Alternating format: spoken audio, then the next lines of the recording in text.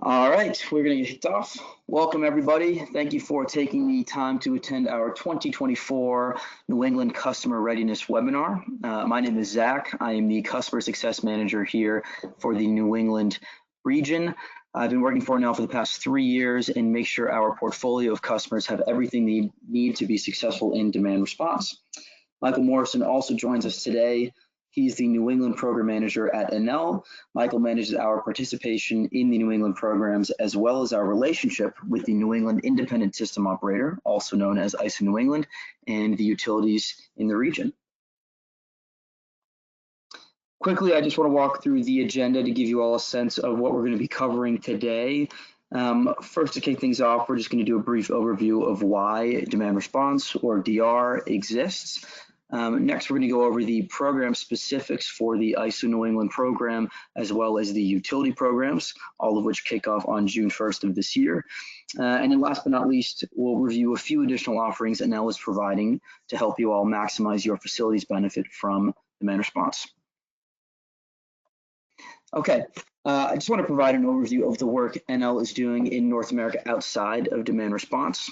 In 2021, Enel announced plans to invest $190 billion in direct investments by 2030 to accelerate our carbon neutrality goal by 2040, which is one of the most progressive target dates by any company. In the renewable energy space, we are the largest private generator of renewable power in the world. And within demand response, we are the largest aggregator in the world with over 9 gigawatts of demand response capacity and over 4 gigawatts of that capacity in North America alone. We are continuing to grow and expand the programs we can offer our customers within and outside of demand response. And that's a great transition into discussing DR, a tool at the forefront of the evolution of the energy sector. For anyone on this call not familiar with demand response, the product has been around for over a decade now and is a pioneering flexibility solution. So how it works is during times of extreme emergency, whether being caused by weather, price, or unexpected system issues, grid operators pay facilities to curtail electricity for demand response events. It is more efficient for grid operators to pay large users of electricity to use less energy than for them to construct a peaking power plant, which would sit idle for about 364 days of the year and just turn on for 2 to 3 hours for a yearly emergency event. Because these DR events align with real system-wide strain, curtailing not only gives organizations a chance to earn money through the events, but large pieces of equipment are also being protected from brownouts or voltage constraints if the system-wide strain continued to escalate. In the absence of one of these real-time emergency events, the grid operator, in this case ISO New England, audits your facility to ensure that if an emergency event were to be called, your facility would still be able to curtail. Your performance during these audits establishes your capacity payment for the entire program season, so it is critical that when audits are called and you receive your 30-minute notice, you are prepared for the event. By curtailing electricity, customers do more than just earn payments. They're actually strengthening the grid and increasing sustainability while improving their own operational reliability.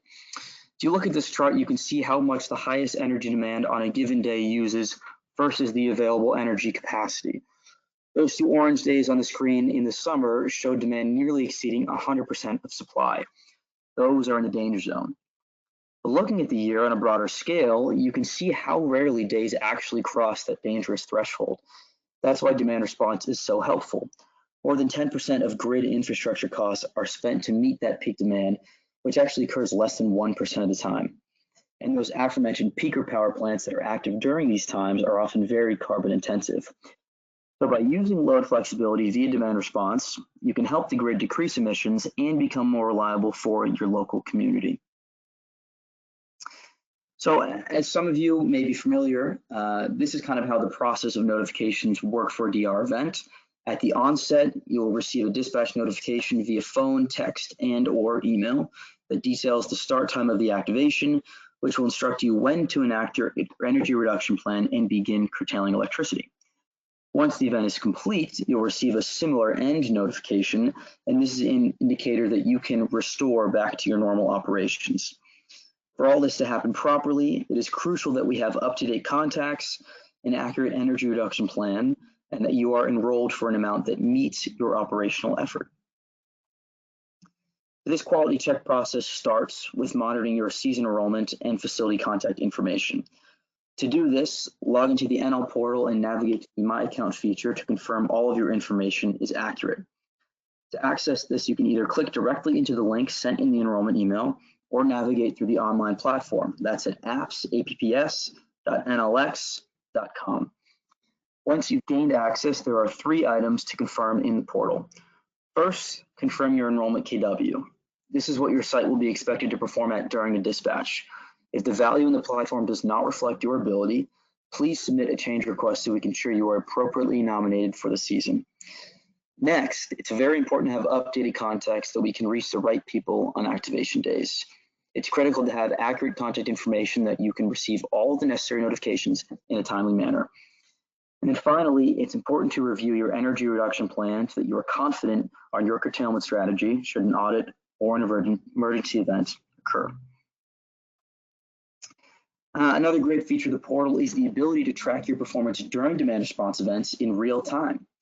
So when you receive the dispatch notification from us, you should make sure to first confirm receipt of the notification, whether by phone, text, or email. Then you can log into our NLX DR application and navigate to the Active Dispatches tab, which is what you see here, and monitor your dispatch performance, your expected target, baseline, and actual real-time usage. One last thing I want to add here, a big benefit of the platform is being able to view and track your earnings. So in the payment section of the application, if you're a permissioned financial user, you'll be able to access information from earnings over the years to see exactly how much benefit demand response has been for your business. In addition to that, you can add filters and export the data for further analysis or share with others. We can also very easily provide access to the latest financial statement. I do want to add a reminder here, though, that payments will not be finalized for events until the performance from those events are finalized. And now I will pass it over to Michael, our program manager, to talk through the specifics of the ISO New England and utility demand response programs. Michael, take it away. Thanks, Zach. Yeah, thanks. To start things off, let's cover some of the New England program basics and overview. So by working with NLX, customers are able to participate in both the ISO New England demand response program, as well as the demand response programs offered by the various utilities in the region. So National Grid, Rhode Island Energy, Eversource, Liberty Utilities, United Illuminating, all offer their own demand response programs as well. So you have the option to participate in both. And if you don't, if you're not already participating in a demand response program with one of these utilities and you're serviced by them, definitely let us know. We can hopefully get you enrolled for the upcoming season. Next, I want to go over the specific program details for each of the programs I mentioned. So to start off, let's talk about the ISO New England program. The ISO New England program is a capacity program run by the grid operator to ensure reliability across the entire New England grid. It's a 24/7, 365 days a year program. You get a 30-minute advance notice of dispatches. Typically, we see not a ton of dispatches annually. Typically, it's about 2 to 3 dispatches per year, which includes 2 audits that are required. One audit will happen in the summer, typically early June, and then another audit for the winter season that typically happens in December. The second program here I want to go over is the utility demand response programs. So these are programs, again, run by the utilities themselves. They're peak shaving programs. So utilities will dispatch them if they forecast a system peak on their system and they want to reduce demand, lower load during that specific peak hour. Those programs are typically just summer only, so they run June through September.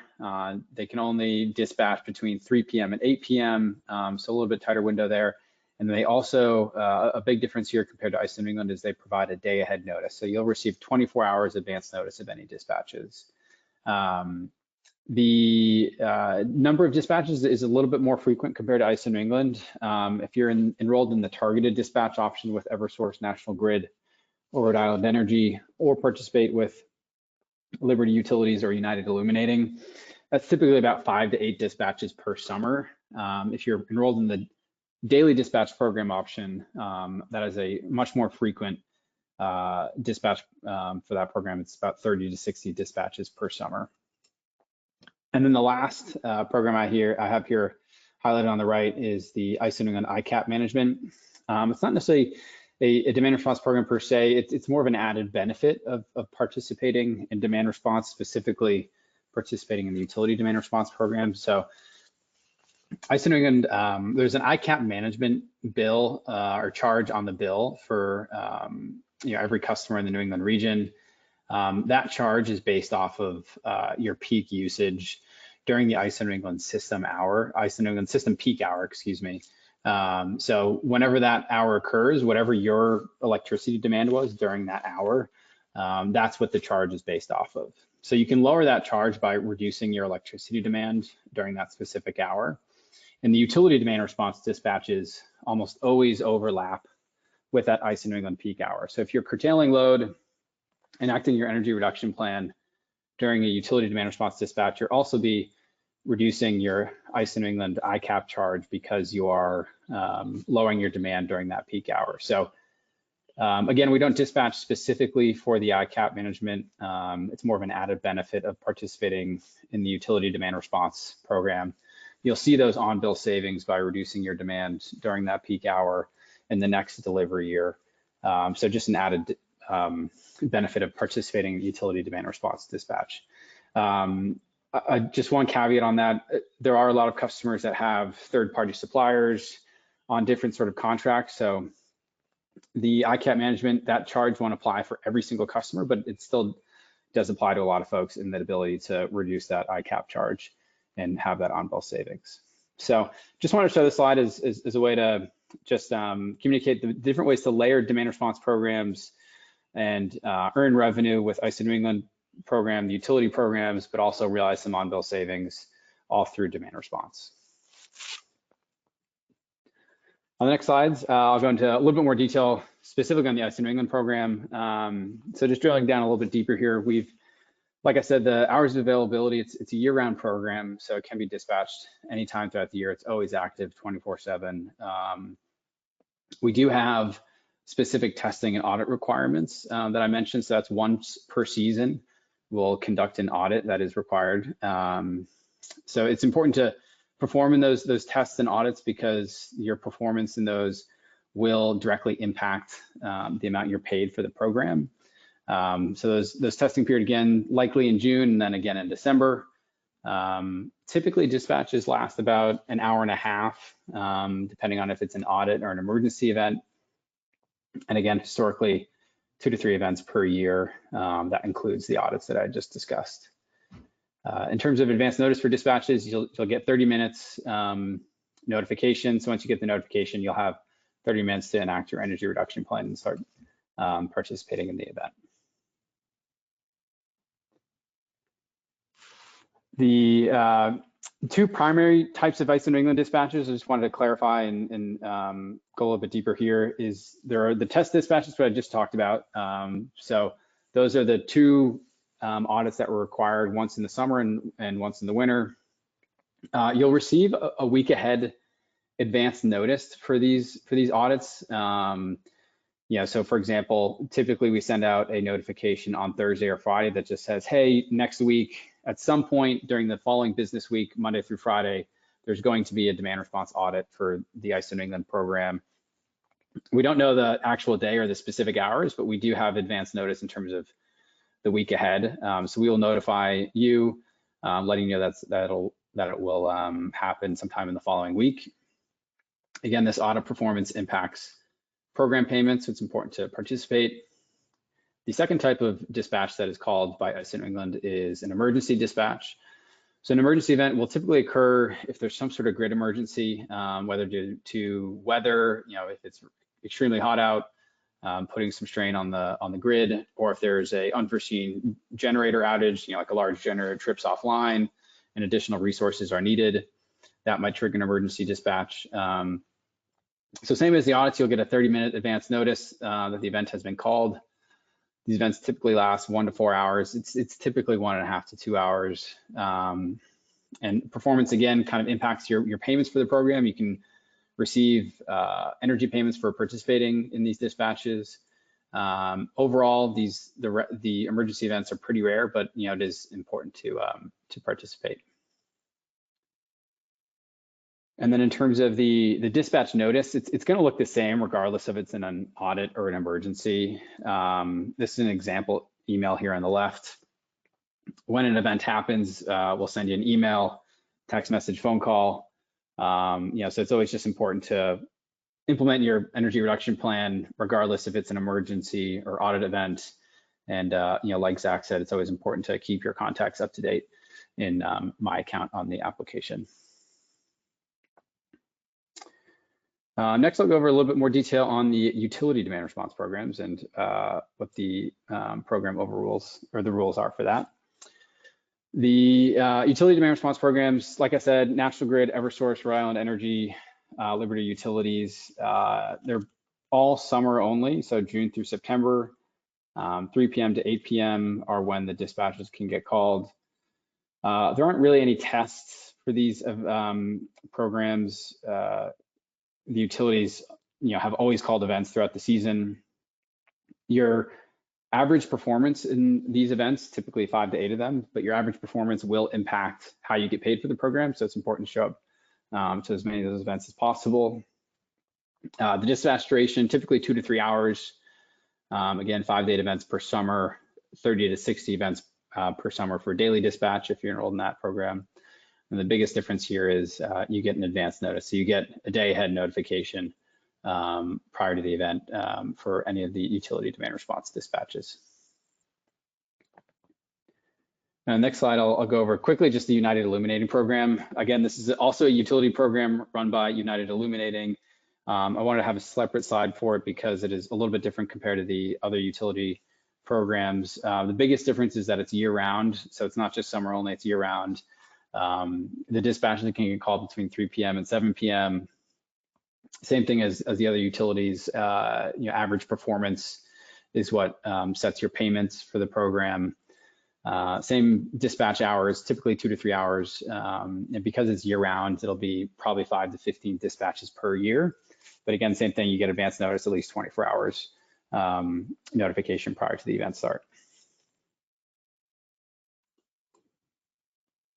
And then the last thing I want to talk about today on my end was the baseline methodology and sort of how do we actually calculate how you perform in events. So how do we as New England utilities calculate this? We do it using a baseline. The baseline is a method to determine how much electricity you would be consuming if you were not enacting your energy reduction plan during an event. So we look at the intervals during the actual event. We'll look at those intervals from the prior 10 weekdays. So say the event is happening from 4 p.m. to 7 p.m. today. We will look at the intervals from 4 p.m. to 7 p.m. from the prior 10 business days, calculate the average over those intervals, and that is what sets your baseline. That baseline can then be adjusted up or down depending on your usage during the actual dispatch day. So if immediately prior to the dispatch, you're using less electricity than you were for that average baseline that we calculated, we'll adjust your baseline down. If you're using more electricity during the event day immediately prior compared to the 10-day average baseline that we had previously built, then your baseline will be adjusted upwards just to reflect the most accurate level of what you would have been consuming had an event not been called. So once we have that baseline set, we look at your average load, what your load is during the event itself, subtract it from the baseline, and that's what determines your performance in any sort of event. You can see this baseline calculation, you can see your demand during events, and you can sort of see how we calculate performance and that difference by logging into the Enel application and going to active dispatches. In that application, you'll be able to see the event, how you're performing, whether you're hitting your nomination, what the baseline is, and all of that. So if there are any events happening, make sure to log in and check that out. But I think that's it for me, Zach. I'll pass things over to you to talk about some additional offerings in New England. Thanks, Michael. All right, yeah, I will just dig into a few offerings we have to help you folks take advantage of any decarbonization goals you may have, help increase some earning potential and or how to save or reduce your energy costs. Without further ado, let's get into it. So to start off, I want to acknowledge that every organization is at a very different place in their energy journey.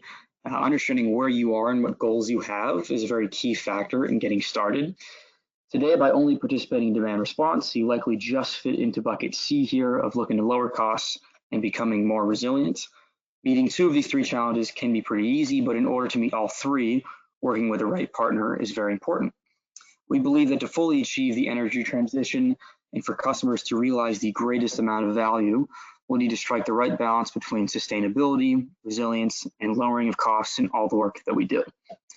So here are a few ideas that can help you deepen your resiliency and lower your costs further through DR, and also a few additional products you can consider to achieve the trifecta. So New England energy storage systems like batteries are one great way to help build flexibility. This chart shows you how batteries actually get put into practice on a given day when it optimizes for three different elements. Let me get those out for you. That we talked about: grid services like demand response, time of use rates, and demand charges.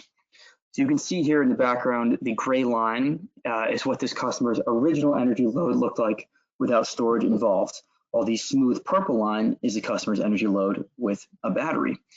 What you notice is that the line is much, much flatter, even though the amount of energy used is the same in the end. The way batteries work is by shifting around when you use energy to maximize your savings. So on the chart, if we look at the circle labeled number 1, demand charge management, you'll see the battery reduce electricity during on-peak demand. The left number 2 circle is when the battery charges when energy is cheaper, and the right number 2 circle is when it discharges when electricity is more expensive. And finally, that number 3 circle is when the DR event is called, which again doesn't happen too often, but is very lucrative. So a facility can either use less power or the battery can discharge as much as possible during that event. Either way, money will be saved. What we see here is the importance and benefits batteries can bring to the grid and to the customers that use them. They help save money and stabilize the grid when conditions get worse. So if this sounds like something you'd be interested in or would like to learn more, please reach out to us to find out how Enel can help your organization get into the battery storage space. One of our other recent projects that we're very excited to now offer is in the building management system or BMS upgrade space. Building management or building automation systems can help customers better manage their energy usage and significantly improve the flexibility of their energy management practices on site. However, many organizations either lack a BMS or have a very outdated one in dire need of an upgrade. Our internally named FlexUp initiative seeks to solve this problem. With our FlexUp solution, Enel deploys capital funds for BMS upgrades or installation at your facility to either help improve your current demand response target enrollment or increase your enrollment target at the revenue you receive, and the revenue that you receive in the program. Upfront costs are covered by Enel and are offset against your demand response earnings, which are generally offset in less than 2 years. So after this offset payment is complete, you then have a state-of-the-art BMS system to use as you see fit. Our new partnership with automation vendor and experts Honeywell has made this process that much more seamless and effective than ever. Just want to highlight this case study, a great example to kind of base this upon, and a perfect case of utilizing a building automation system to expand demand response curtailment ability and increasing your ability to capture revenue opportunities in the long term. This is a large paper mill in New England that used the implementation of a BMS to really capitalize on large equipment and the ability to get it down quickly using a BMS and really maximize their DR earning potential. So if any of this sounds like something you would be interested in, please contact our customer support team. Contact information will be displayed shortly after this at the end of the webinar. Just want to go over some last steps before the summer starts. Being ready for the summer demand response season is essential to strong performance and maintaining grid stability. So please follow these steps on the screen to ensure you're best prepared for a successful season. And as always, thank you for your support in building a stronger, more resilient, and sustainable grid.